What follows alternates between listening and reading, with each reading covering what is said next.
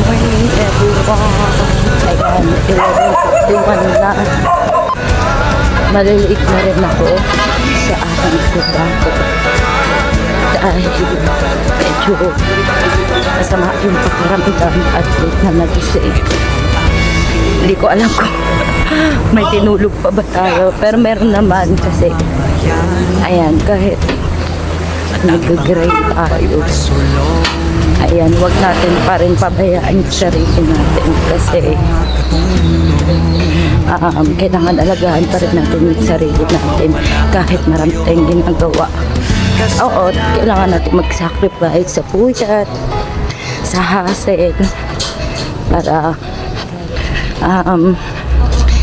magawa mo yung mga bagay na gusto mong gawin, like pagtulong sa iba. Pero sabi nga, diba, kailangan tulungan mo muna yung sarili mo. Kapag may mga limit din naman tayo, may lahat ng bagay may limitasyon. So, dapat gamitin natin yung resources natin sa tama. Pero ayan, laban lang. Huwag kang mapapagod. Hello everyone. Dahil wala namang nananalo sa taong laging kumakayod. Ito na nga ang person. Lord, panghahawakan ko ang salita't pangako mo dahil alam kong ipapanalo mo. In this battle, what are you willing to do?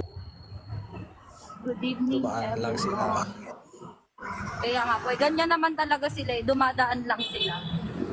Ganyan sila. Kaya nga eh. Bye-bye. Bye-bye. Parang gusto ko na rin magbigo. Parang ang daming ano dun gana. Sa bigo. Nagbibigo kayo? Yeah. Parang gusto ko na mag-register ng bigo. Oo, be, sali ka sa ano. Marami bang ano doon gana? May agency ako sa Bigo. may mga ano din ba yun? May mga points sa bigo. Oo. Ka dun sa bingo. Thank you, Mima. Mima, kung may maka nakakahiyo, lagi ka nagigip. How do I pronounce your name? Kaya ate, nakakahiya. Tama na yan. Okay lang. Kahit di manalo. Basta panalo sa inyo. Charot. Sus! Nakakahiya. Yung video. Napaka-humble. Kilig, alo. Huwag ganun, be. Sobra humble ni Be, Mary wag Jane. mapupol. Wag.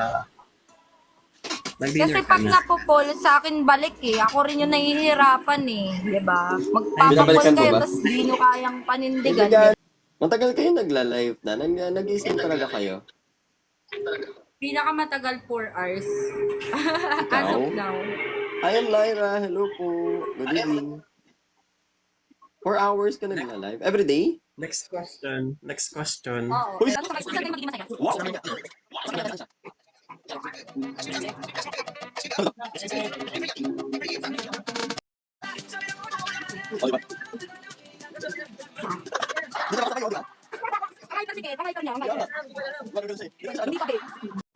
Ngunit sa lahat ng dumadating na pagsubok sa buhay mo, bibigyan ka ng Panginoon ng mga taong makakatulong sa laban mo. Mga taong nandyan palagi nakaalalay para sa'yo.